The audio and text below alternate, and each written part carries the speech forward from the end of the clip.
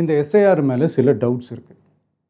அது என்னென்னா, இந்த 6,36,00,000 வாக்காளர்களுக்கு ஒருத்தர் விடாமல் இந்த ஒரே மாதத்துக்குள்ளே எப்படி எல்லாருக்குமே அந்த ஃபார்ம் போய் ரீச் ஆகும்? ஒன்று. ரெண்டாவது, நீங்கள் வரும்போது வீட்டை பூட்டிட்டு வேலைக்கு போயிட்டு என்ன பண்ணுறது? இப்போ நீங்கள் வருவீங்கன்றதுக்காக வேலையெல்லாம் விட்டுட்டு வீட்டுக்குள்ளேயே உட்காந்துட்டு இருக்கணுமா? ஸோ இதில் மெயினாக பாதிக்கப்பட போகிறது உழைக்கிற மக்கள், ஏழைகள், வேலைக்கு போகிற பெண்கள்.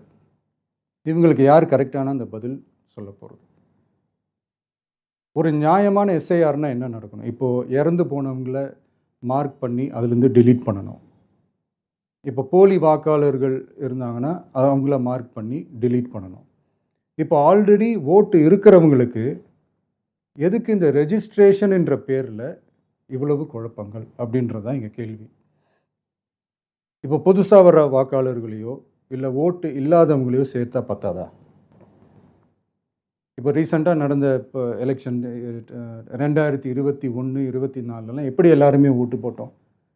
அதில் ஓட்டு போட்டவங்க கூட இப்போ புதுசாக ரெஜிஸ்டர் பண்ணணும்னா அது ஏன் அந்த கன்ஃபியூஷன் அப்படின்றதான் நாங்கள் கேட்குறோம். அதனால தான் நாங்கள் எஸ்ஐஆரை எதிர்க்கிறோம். இப்போ புதுசாக சில கம்ப்ளைண்ட்ஸ்லாம் வர ஆரம்பிக்குது. அது என்னென்னா, முக்கியமாக நம்மளுடைய டிவிகே தோழர்களுக்கு அந்த ஃபார்ம் கிடைக்க மாட்டேங்குது, கொடுக்க மாட்டேன்றாங்க அப்படின்ற சில கம்ப்ளைண்ட்ஸ். இது யார் பண்ணுறாங்க அப்படின்றது நான் தான் சொல்லி தெரிய வேணும்னு ஒன்றும் அவசியம் இல்லை உங்களுக்கு. இப்போ இருக்கிற ஆட்சியாளர்கள், அவங்களுக்கு கைப்பாவையாக இருக்கக்கூடிய சில பேர் இதை செய்ய ஸ்டார்ட் பண்ணியிருக்கிறாங்க.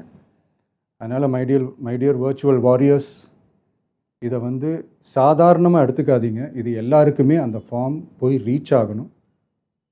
இதில் ரொம்ப உறுதியாக இருங்க. அதையும் மீறி உங்களுக்கு அந்த ஃபார்ம் கிடைக்கலன்னா இருக்கவே இருக்கும் ஆன்லைன். தேர்தல் ஆணையம் அந்த வெப்சைட்டில் போய் அந்த ஃபார்மை டவுன்லோட் பண்ணி நீங்கள் ஃபில்அப் பண்ணி சப்மிட் பண்ணலாம். உங்கள் வீட்டில் இருக்கிறவங்களுக்கு நீங்கள் செஞ்சு கொடுங்க, பக்கத்து வீட்டில் இருக்கிறவங்களுக்கு செஞ்சு கொடுங்க, தெரிஞ்சவங்களுக்கு, தெரியாதவங்களுக்கு, பழகினவங்களுக்கு, பழகாதவங்களுக்கு எல்லாருக்குமே நீங்கள் தயவு செஞ்சு கொடுங்க. அண்ட் ரொம்ப முக்கியமாக நம்ம ஜென்சி கிட்ஸ், நம்ம ஃபஸ்ட் டைம் ஓட்டர்ஸ், நம்ம புது வாக்காளர்கள், நம்ம நண்பா நண்பிகள், அவங்க ரொம்ப கேர்ஃபுல்லாக இருக்கணும். நான் ஆல்ரெடி சொன்ன மாதிரி உங்களுக்கான ஃபார்ம், அந்த ஃபார்ம் நம்பர் 6, அதை கரெக்டான டீட்டெயில்ஸோட, கரெக்டான உங்கள் டாக்குமெண்ட்ஸை வச்சு அதை சப்மிட் பண்ணுங்கள். ஏன்னா வரப்போகிற தேர்தலில் நீங்கள் தான், அந்த ஜென்சி வாக்காளர்கள் தான் மிக முக்கியமான ஒரு ஃபோர்ஸ் அப்படின்றது எல்லாருக்குமே தெரிஞ்ச ஒரு விஷயம். அதனால் உங்களை டிஸ்டர்ப் பண்ணுறதுக்கு, உங்கள் பேரை அதில் இன்க்ளூட் பண்ணாமல் செய்கிறதுக்கு என்னென்ன வேலைகள் செய்யணுமோ, என்னென்ன தில்லுமுள்ளு வேலைகள் செய்யணுமோ எல்லாமே அவங்க செய்வாங்க. இது நமக்கு எல்லா திசையிலையும் எல்லா பிரச்சனைகள் கொடுத்துட்டு தானே இருக்கிறாங்க. அது டிஃபால்ட்டாக நடந்துட்டு தான் இருக்கும். அது ஒன்றும் பண்ண முடியாது. ஸோ அந்த மாதிரி ஓட்டு போடுற விஷயத்துலேயும் அவங்க என்ன உத்தமராக மாறவா போகிறாங்க? இப்போ நான் சில மீட்டிங்ஸ்லலாம் ரிப்பீட்டடாக ஒரு விஷயம் நான் சொல்கிறேன்ல, 2 பேருக்கு நடுவில் தான் போட்டி அப்படின்ட்டு. அது மேடைக்கு மேடை அவங்க அதை ப்ரூவ் பண்ணிகிட்டு இருக்கிறாங்க. அதனால் தோழர்களே, வரப்போகிற தேர்தலில் நம்ம யாருன்னு காட்டணும், நம்ம பலம் என்னன்னு காட்டணும். அதுக்காக அந்த பலமான, அந்த பவர்ஃபுல்லான ஆயுதத்தை நம்ம கையில் எடுக்கணும். அந்த ஆயுதம் வேறு எதுவுமே இல்லை, ஓட்டு, வாக்கு, ஜனநாயகம்.